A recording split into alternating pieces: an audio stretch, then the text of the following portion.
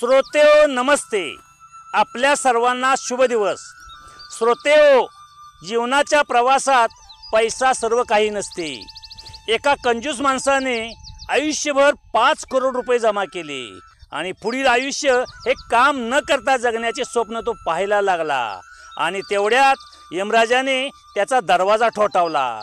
त्या माणसाने यमराजाकडे 1 वर्ष वेळ मागितला, पण यमराजाने त्याचं काहीच ऐकलं नाही. शेवटी अर्धी संपत्ती देऊ केली आणि फक्त 3 दिवसाचे जीवन द्या असे सांगितलं. तर यमराजाने त्याचं काहीच ऐकलं नाही. त्यानं खूप विनवण्या केल्या, प्रार्थना केल्या, बऱ्याच वेळा सांगण्याचा प्रयत्न केला आणि 1 दिवसाचं जीवन द्या, माझ्या आयुष्यभराची किंमत देतो असं त्यांनी सांगितलं. तरी यमराजाने त्याला नकारच दिला आणि मग त्यानं एक संदेश देण्याची परवानगी मागितली आणि मग मला न्या असं सांगितलं. आणि त्यानं एका कागदावर संदेश लिहिला. जो कोणी माझा संदेश ऐकतोय त्याला मी इतकंच सांगतो, जीवनभर फक्त संपत्ती गोळा करायच्या भानगडीत कधीच पडू नका. आहे तो क्षण स्वतःसाठी जगून घ्या. माझे 5 करोड माझ्यासाठी 1 तासाचा वेळ विकत घेऊ शकले नाहीत. त्यामुळे कमावलेला कितीही पैसा असो शेवटी काहीच कामाचा नसतोय, इतकंच लक्षात घ्या. श्रोतेहो, नक्की विचार करूया. आजही आपल्यासाठी सुंदर विचारांची शिदोरी ही मालिका अशीच पुढे घेऊन आलोय. चला करूया सुरुवात सुंदर विचारांना, सुंदर सुविचारांना. जोपर्यंत आपण त्याचा फायदा घेत राहतो तोपर्यंत आपण त्याच्याशी चांगले असतो. तुमच्या वाईट सवयी तुम्हाला संपवण्याआधी संपवा. तक्रारीमुळे घर चालत नसतं. वय कितीही असो कमाई करावीच लागते. धीर धरा. जे तुमचं आहे तेच तुम्हाला मिळेल. कष्टाच्या वयात जर तुम्ही विश्रांती घेतली तर विश्रांतीच्या वयात तुम्हाला कठोर परिश्रम करावे लागतील. त्या माणसाचा आपल्याला उपयोग होऊ शकतो आणि म्हणून आरती नाती लोक याच कारणासाठी जपत राहतात. जसे दिसतात तसे जगामध्ये फार कमी लोक असतात. माणसाला जोपर्यंत त्याच्याच लोकांचा फटका बसत नाही तोपर्यंत शुद्धीवर येत नाही.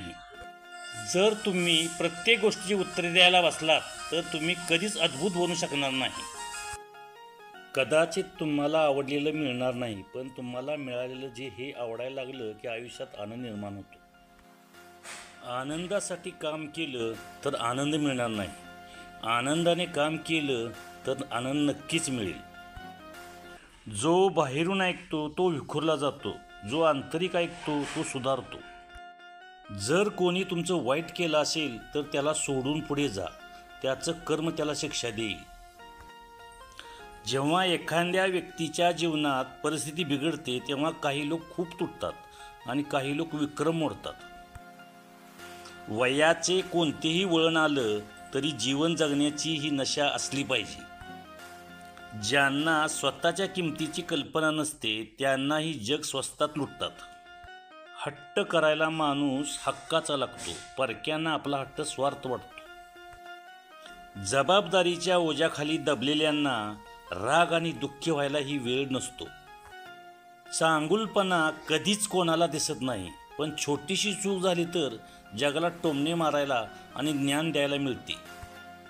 मतलबी मैत्री आणि जबरदस्ती प्रेम ही फार काळ टिकत नाही. जेव्हा एखाद्या व्यक्तीचा चेहरा समोर येतो तेव्हा आपल्याला स्वतःचा जास्त राग येतो की आपण अशा व्यक्तीवर ती आंधळी विश्वास ठेवत होतो. ज्या व्यक्तीला आपण असूनही दुसऱ्या व्यक्तीशी बोलण्याची गरज असते तर ती व्यक्ती आयुष्यात कधीच एका व्यक्तीची असू शकत नाही. त्यामुळे अशा व्यक्तीपासून दूर राहणं बरं असतं. जे तुमच्या पाठीमागे बोलतात त्यांच्याकडे लक्ष देऊ नका. त्याचा अर्थ असा आहे की तुम्ही त्याच्यापेक्षा 2 पावले पुढे आहात. लोकांना घाबरून स्टेटस बनवता येतो. आदर मिळवण्यासाठी प्रेम वाटावं लागतं. माणूस जेव्हा यशस्वी होतो तेव्हा तो जगाला नाही तरी स्वतःला बदलायला लागतो. समाधान असेल तरच पैसा सुख देतो, नाहीतर कितीही पैसा कमावलं तरी तो कमीच पडतो. चूक करूनही लोक स्वतःला छान दाखवतात आणि आपण बरोबर करूनही गप्प बसतो. चुका ह्या एकांतात सांगाव्यात आणि कौतुक हे 4 चौघात करावं. नातं जास्त टिकतं. आहे त्या परिस्थितीमध्ये साथ देणारा पाहिजे, नाहीतर पैसा पाहून राजाची राणीसुद्धा जवळ येते. काही नात्यांना कंटाळा आला की लोक आपोआप दूर जाण्याचा बहाणा शोधतात. ज्याचं कर्म चांगलं तो कधीही संपत नाही. धोका आणि दुःख जसं जसं प्रवास करत पुढं जातं तसं विरळ होत जातं. प्रेमात गुलाबाचं फूल द्यावं असा काही नियम नाही. प्रेमानं कोणतंही फूल देता आलं पाहिजे आणि तितक्याच प्रेमानं ते स्वीकारता आलं पाहिजे. हे कलियुग आहे, इथे प्रेम नावाला असते. सगळे शरीराचे भुकेले आहेत. धन्यवाद. Please like, share, comment. Thank you.